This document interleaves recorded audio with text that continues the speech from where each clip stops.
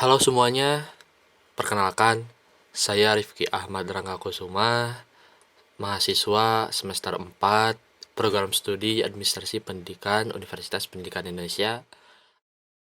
Buku adalah kumpulan atau himpunan kertas yang mengandung tulisan. Bahan-bahan tersebut berbentuk potongan yang terbuat dari kayu, kertas, bahkan gading gajah. Kumpulan ini dihimpun atau dijilid menjadi satu pada salah satu ujungnya dan berisi tulisan, gambar, atau tempelan.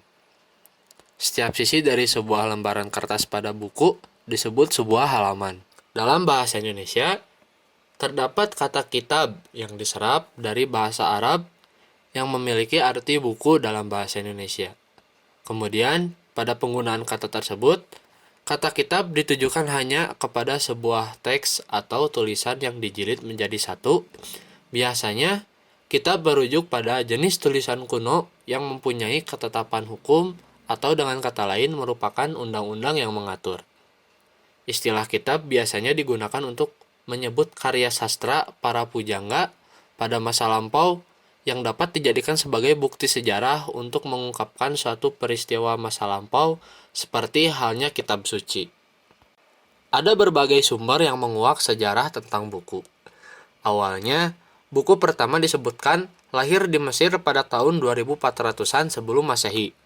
Setelah orang Mesir menciptakan kertas papirus, dan kertas papirus yang berisi tulisan ini digulung, dan gulungan tersebut merupakan bentuk buku yang pertama.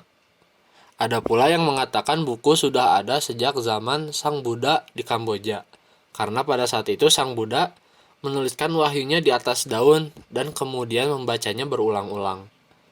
Berabad-abad kemudian di Tiongkok, para cendekiawan menuliskan ilmu-ilmunya di atas lidi yang diikatkan menjadi satu. Hal tersebut memengaruhi sistem penulisan di Tiongkok yang huruf-hurufnya ditulis secara vertikal, yaitu dari atas ke bawah. Buku yang terbuat dari kertas baru ada setelah Tiongkok berhasil menciptakan kertas pada tahun 200-an sebelum Masehi dari bahan dasar bambu yang ditemukan oleh Ceylon. Kertas membawa banyak perubahan pada dunia. Pedagang muslim pun membawa teknologi penciptaan kertas dari Tiongkok ke Eropa pada awal abad 11. Disinilah industri kertas bertambah maju, apalagi yang diciptakannya mesin cetak oleh Johann Gutenberg. Perkembangan dan penyebaran buku mengalami revolusi. Kertas yang ringan dan dapat bertahan lama dikumpulkan menjadi satu dan terciptalah buku. Dan saya akan mereview buku yang berjudul Islam untuk Disiplin Ilmu Antropologi yang disusun oleh Departemen Agama Republik Indonesia. Buku ini dikategorikan sebagai buku referensi yang berukuran 16 kali 23 cm. Yang jumlah halamannya sebanyak 143 halaman. Dan buku ini terbit pada tahun 2001, di mana itu adalah cetakan ketiga. Dan buku ini harganya Rp70.000 di marketplace Tokopedia. Seperti yang dikatakan oleh pengantar, buku ini diterbitkan untuk melengkapi sarana pembelajaran pendidikan agama Islam, khususnya di lingkungan perguruan tinggi. Di samping memberi referensi, buku ini dapat membantu dosen pengasuh mata kuliah yang memiliki komitmen untuk menanamkan nilai-nilai keislaman melalui bidang studi yang diasuhnya.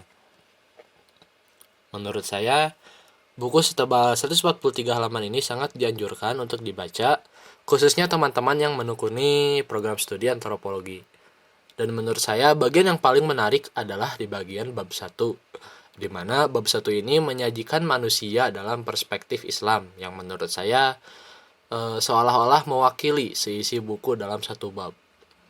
Karena jika kita kembali kepada pemaknaan antropologi itu sendiri, bahwasanya antropologi adalah ilmu tentang manusia, dan antropologi berasal dari kata Yunani yang berarti anthropos, yang memberi arti manusia atau orang, dan logos yang berarti wacana atau dalam artinya bernalar dan berakal. Atau secara etimologis, antropologi berarti ilmu yang mempelajari manusia. Kajian tentang manusia dalam perspektif Islam merupakan kajian tentang manusia menurut sudut pandang penciptanya. Sebutan yang dipakai dalam Al-Quran tentang manusia yaitu Al-Bashar, An-Nas, Al-Ins atau Al-Insan, dan Bani Adam. Istilah yang dipergunakan Al-Quran itu berbeda-beda, yang mengandung arti yang berbeda, yang disajikan secara jelas di buku ini. Lalu di bab 1 ini menjelaskan asal-usul tentang kejadian manusia menurut pandangan ilmu pengetahuan, di mana menurut ilmu pengetahuan itu tidak terlepas dari asal-usul kehidupan di alam semesta yang menyatakan bahwa spesies baru berasal dari spesies lain yang telah ada sebelumnya. Teori ini sebenarnya berasal dari Erasmus Darwin, kakek Charles Darwin, yang kemudian dimodifikasi oleh cucunya dengan menambahkan faktor seleksi alam untuk menunjukkan bagaimana mekanisme evolusi itu berlangsung. Teori evolusi tersebut dikenalkan oleh Darwin pada pertengahan abad 19. Walaupun teori Darwin tersebut tidak gugur seperti teori yang dikemukakan oleh Lamarck, tetapi telah banyak mengalami perubahan, terutama mengenai seleksi alam, sesuai dengan kemajuan ilmu pengetahuan modern. Menurut ahli paleontologi, evolusi manusia dapat dibagi menjadi 4 kelompok berdasarkan tingkat evolusinya, yaitu pra-manusia, manusia kera, manusia purba, dan manusia modern. Nah, mengenai asal-usul manusia, Al-Quran juga telah menjelaskan dalam ayat-ayatnya. Contohnya dalam surat Nuh ayat 17-18. Dan Allah menumbuhkan kamu dari tanah dengan sebaik-baiknya, kemudian Dia mengembalikan kamu ke dalam tanah dan mengeluarkan daripadanya pada hari kiamat dengan sebenar-benarnya. Pada ayat tadi ditegaskan bahwa manusia dibuat dari tanah dan kelak akan kembali ke tanah setelah kematiannya. Kemudian dikeluarkan lagi pada hari kiamat. Di bab 2 membahas konsep ketuhanan dalam Islam, yang diawali dengan pembahasan konsep ketuhanan menurut filsafat. Dalam sejarah filsafat, manusia telah berpikir atau berfilsafat tentang Tuhan, yaitu sesuatu kekuatan gaib yang ada di luar diri manusia. Maka kemudian lahirlah konsep-konsep Tuhan menurut akal pikiran manusia, yaitu ada dinamisme, animisme, politeisme, monoteisme, deisme, panteisme, teisme, dan naturalisme.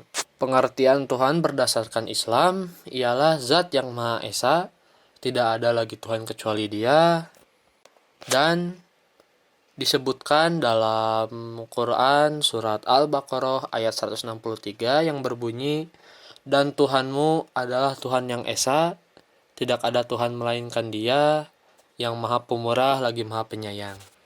Di halaman 44 juga kita diajak untuk memahami kedudukan dan fungsi akal. Islam memberi kedudukan yang sangat tinggi kepada akal, karena akal hanya dimiliki oleh manusia dan manusia adalah ciptaan Allah yang paling sempurna. Lalu, kita diajak untuk memahami firman-firman Allah yang diantar oleh buku ini secara tegas. Allah memerintahkan manusia untuk menggunakan akalnya, dan cemooh Allah sangat buruk terhadap manusia yang tidak mau menggunakan akalnya. Dengan fikir dan akal, manusia diminta oleh Allah untuk memperhatikan kenyataan alam empiris ini, yang merupakan ayat-ayat Allah, dan dengan itu manusia akan mengakui kekuasaan Allah dan adanya kebesaran Allah, karena Dialah yang Maha Pencipta dan Maha Pengatur dalam proses penciptaan gejala-gejala alam ini seluruhnya. Di lain pihak, dalam pengakuan manusia terhadap kebesaran Allah itu pula lah manusia akan melatih kemampuan berpikir dan menggunakan akalnya secara sistematis sehingga mampu mengembangkan teori-teori pembentukan ilmu pengetahuan dari kenyataan empiris ini. Berpikir artinya mengingat atau mencermati sesuatu. Ingat artinya sadar dan lawannya adalah lupa. Ingatan berarti kesadaran. Mengingat artinya mengarahkan potensi saraf untuk merangkai kesan yang diperoleh dari hasil pengamatan melalui indera, yaitu penglihatan, pendengaran, perasaan indrawi, perabaan, dan penciuman. Menurut saya, tidak ada kesulitan dalam mencerna kajian di buku ini, karena penggunaan kosakata yang menurut saya banyak ditemui dan hampir tidak ada penggunaan kosakata yang jarang ditemui. Dan juga cara penyajian materi yang ringkas namun dapat termaknai dengan baik. Sekian review dari saya, semoga memberi manfaat. Terima kasih.